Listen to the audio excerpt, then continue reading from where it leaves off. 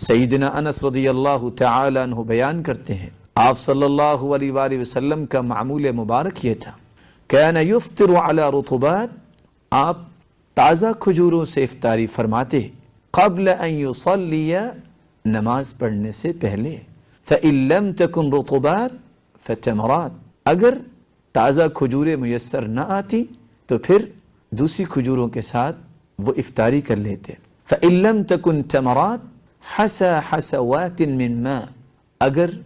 کھجور بھی میسر نہ آتی تو پھر پانی کے گھونٹ لے لیا کرتے۔ سیدنا ابو الدرداء رضی اللہ تعالی عنہ سے مروی ہے آپ صلی اللہ علیہ وآلہ وسلم نے فرمایا ثلاث من اخلاق النبوہ، تین چیزیں نبوت کے اخلاق میں سے ہیں،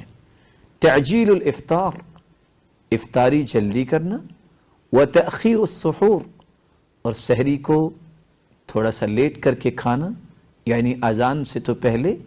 لیکن اس کا مطلب یہ نہ ہو جیسا کہ آج کل کا معمول لوگ بنا لیتے ہیں، رات کو 2 بجے ہی کھانا کھایا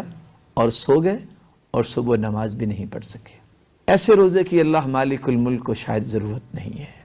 آپ صلی اللہ علیہ وآلہ وسلم نے فرمایا یہ نبوت کے اخلاق میں سے ہے، افطاری جلدی کی جائے، سحری لیٹ کھائی جائے، ووضع الیمین علی الشمال فی الصلاۃ، اور نماز کے اندر اپنے دائیں ہاتھ کو بائیں ہاتھ کے اوپر رکھا جائے۔ سیدنا عبداللہ ابن عباس رضی اللہ تعالی عنہ روایت کرتے ہیں آپ صلی اللہ علیہ وسلم نے فرمایا ان معشر الانبیاء امرنا ان نعجل افطارنا ونؤخر سحورنا ونضع ایماننا على شمائلنا في الصلوات، انبیاء علیہم السلام کو اس بات کا حکم دیا گیا کہ وہ افطاری جلدی کریں اور سحری لیٹ کھائیں اور نمازوں کے اندر اپنے دائیں ہاتھ کو بائیں ہاتھ پر رکھیں۔ بلکہ سیدنا انس رضی اللہ تعالی عنہ تو روایت کرتے ہیں آپ صلی اللہ علیہ وآلہ وسلم نے یہ حکم فرمایا بکروا بالافطار واخروا السحور، سحری کو لیٹ کر کے کھاؤ اور افطاری جلدی کر لیا کرو۔ بڑی ہی سعادت کی یہ گھڑیاں ہیں کہ انسان خود بھی روزہ رکھے اور لوگوں کو بھی تلقین کرے، خود بھی افطاری کرے اور روزے داروں کی افطاری کروائے۔ اللہ مالک الملک ہم سب کو اس بات کی توفیق عطا فرمائے، کیونکہ سیدنا زید بن خالد رضی اللہ تعالی عنہ سے مروی ہے آپ صلی اللہ علیہ وسلم نے فرمایا من فطر صائما كان له مثل اجرہ، من فطر صائما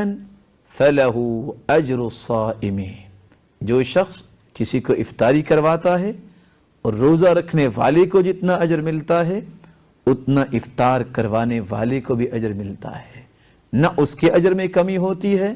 نہ اس کے اجر میں کمی ہوتی ہے۔ اللہ مالک الملک اس وطن عزیز میں ہم سب کو اس بات کا اہتمام کرنے کی توفیق عطا فرمائے۔ وآخر دعوانا ان الحمد للہ رب العالمین۔